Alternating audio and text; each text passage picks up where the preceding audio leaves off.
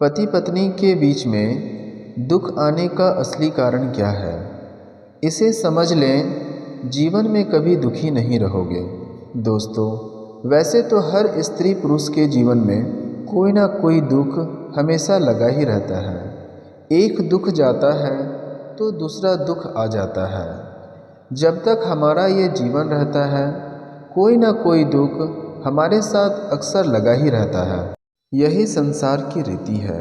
दोस्तों, इस वीडियो के माध्यम से हम जानेंगे कि वे कौन से कारण हैं जिस कारण स्त्री पुरुष हमेशा दुखी में रहते हैं। दोस्तों, विवाहित सोचते हैं कि अविवाहित स्त्री पुरुष हमेशा सुखमय रहते हैं, तो अविवाहित लोग सोचते हैं विवाह के बाद हमें सुख ही सुख मिलता है। विवाह से पूर्व स्त्री पुरुष अपने मन में अनेक अच्छे विचारों को अपने मन में भर लेते हैं। जब विवाह के बाद वह सभी इच्छाएं पूरी नहीं होती है तो उन्हें बड़ा दुख होता है और घर में कलह का कारण बनता है। दोस्तों, इस कहानी को अच्छे से समझ लें तो कभी भी पति पत्नी में लड़ाई नहीं होगा। प्रिय श्रोतागण, इस कहानी को शुरू करने से पहले आप सभी श्रोतागणों से एक छोटी सी अनुरोध है कि हमारे इस YouTube चैनल को सब्सक्राइब ज़रूर करें और कहानी के अंत तक ज़रूर बने रहें। एक समय की बात है, किसी नगर में एक राजा शासन किया करता था।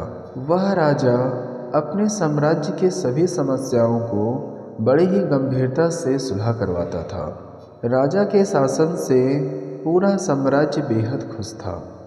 वह राजा भी अपने कर्तव्यों का निर्वाह करते हुए अपने साम्राज्य के सभी जनताओं का पूरा ध्यान रखा करता था। लेकिन राजा का वैवाहिक जीवन ठीक से नहीं चल रहा था। प्रत्येक 2 दिनों या 3 दिनों के अंतराल में उसका अपने पत्नी के साथ बहस होते रहता था। राजा बहुत प्रयास करता कि वह अपनी पत्नी को बहुत अधिक समय दे और उसे सुखपूर्वक रखे। कितनी भी चीज़ें करने के बाद भी राजा और उनकी पत्नी का कुछ दिनों के अंतराल में ही बहस हो जाया करती थी।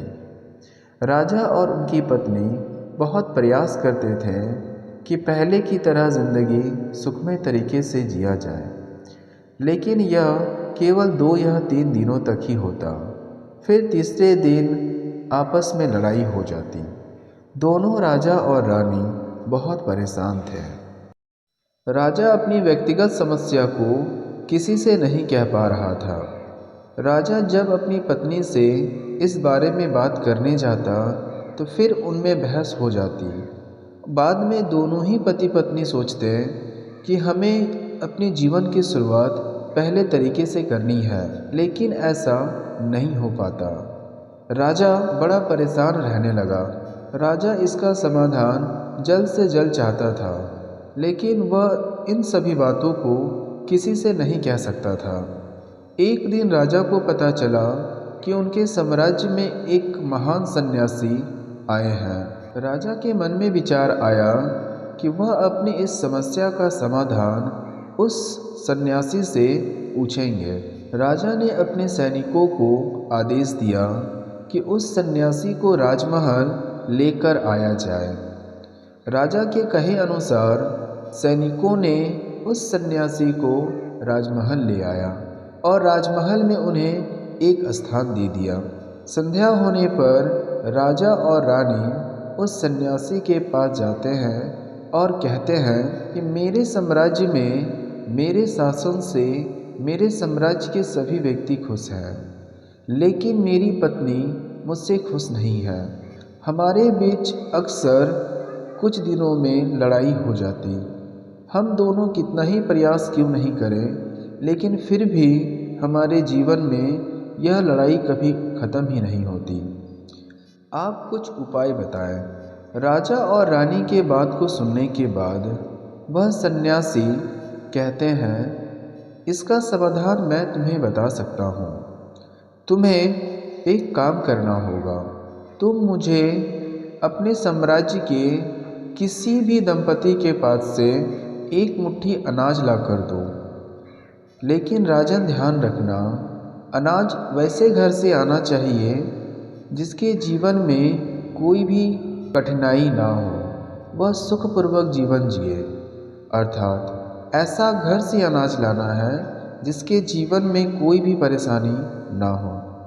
राजा और रानी उस सन्यासी के उपाय को सुनकर खुश हो जाते हैं और अगली सुबह होने पर वह दोनों अपने साम्राज्य के भ्रमण पर निकल जाते हैं। वह ऐसे घर की तलाश में रहते हैं जो पूरी तरह से संतुष्ट हो। सबसे पहले वह एक दंपति के घर में प्रवेश करते हैं जिसके पास धन दौलत तो है लेकिन कोई संतान नहीं था।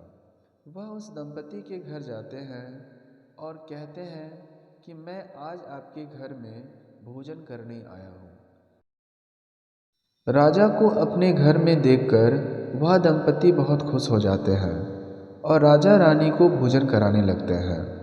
भोजन करते हुए रानी उस दंपति से कहते हैं, क्या आपके जीवन में कोई तकलीफ है? वह दंपति कहते हैं, नहीं महारानी, हमारे जीवन में कोई तकलीफ नहीं है। रानी फिर से दोहराते हुए कहते हैं, क्या सच में आपके जीवन में कोई तकलीफ नहीं है? तो उस दंपति ने कहा, महारानी, हमारे पास धन दौलत तो है लेकिन हमारी कोई संतान नहीं है, हमें बस इसी बात का दुख है। दंपति के बात सुनने के बाद राजा और रानी वहाँ से भोजन करके वापस चले आते हैं। फिर वह आगे बढ़ते उन्हें वहाँ एक और परिवार मिलता है जहाँ पर वह देखते हैं कि दंपति के साथ साथ और भी बच्चे उनके आसपास खेलते हैं। वह उनके घर जाते हैं और उनसे पूछते हैं कि आपके जीवन में कोई परेशानी तो नहीं है। राजा के इस बात को सुनने के बाद दोनों दंपति कहते हैं, महाराज, हमारे जीवन में कोई तकलीफ नहीं है। तभी उनकी पत्नी कहती है, महाराज, हमारे बच्चे भी हैं और हमारे पास इतने धन दौलत है जिससे कि मेरा बच्चा आराम से पल सके, लेकिन मेरे पति के पास हमारे लिए समय ही नहीं है। वह काम में चले जाते हैं तो हमें समय नहीं दे पाते हैं, अर्थात हम पूरी तरह से खुश नहीं हैं। उस दंपति के यह बात सुनने के बाद राजा और रानी वहाँ से आगे बढ़ जाते हैं। इस तरह से एक एक करते हुए वह अपने साम्राज्य के प्रत्येक व्यक्ति से मिलते हैं और अपने साम्राज्य के प्रत्येक घर में वो जाते हैं। हर एक के घर में राजा और रानी को दुख दिखाई दिया।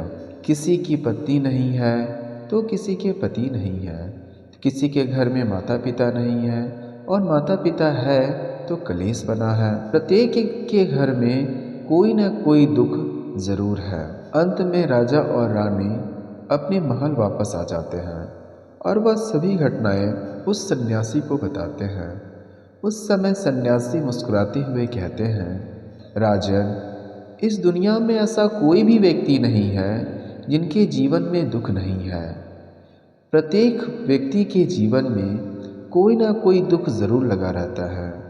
दुख का मुख्य कारण होता है आशाएं। हम जब किसी व्यक्ति से उम्मीद लगा लेते हैं तो वो हमारे दुख का कारण बनता है। किसी व्यक्ति से यह उम्मीद लगाते हैं कि वह व्यक्ति मेरे साथ ऐसा करेगा। जब वह वैसा नहीं करता है तो हमें दुख होता है। जब हम किसी दूसरे व्यक्ति के जीवन में देखते हैं और उसकी चीज़ों को अपने जीवन में कमी खंगालते हैं तो वो हमारे दुख का कारण बनता है। दुख से निवारण के लिए हमेशा दूसरों की खुशी देखना ज़्यादा ज़रूरी होता है। उस सन्यासी के बात को सुनकर राजा रानी को एहसास हो जाता है कि दुख वास्तव में स्वयं पर निर्भर करता है। अगर हम उसे दुख मान लेंगे तो वो हमारे लिए दुख ही करेगा और इसे जीवन की सत्यता मानकर आपस में भरोसा करते हुए आगे बढ़ें तो वह हमारे कल्याण का कारण बनेगा। तो दोस्तों, कैसी लगी आपको यह कहानी हमें कमेंट सेक्शन में ज़रूर बताएं। फिर मिलते हैं दूसरी कहानी के साथ।